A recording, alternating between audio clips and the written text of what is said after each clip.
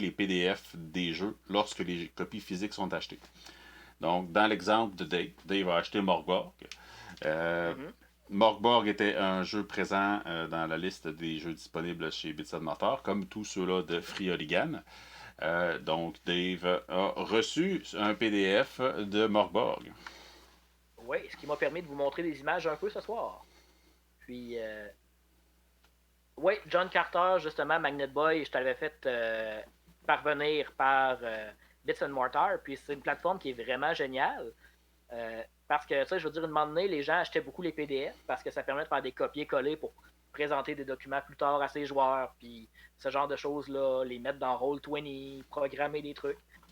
Fait que, tu sais, le PDF était vraiment attirant pour beaucoup de joueurs. Le livre physique est attirant aussi, mais souvent, tu sais, les gens étaient obligés de choisir. Puis évidemment, ça n'encourageait pas les magasins physiques. Donc, la plateforme Bits and Mortar, ça encourage les magasins physiques où vous dites, ben, je l'achète physiquement dans mon magasin préféré.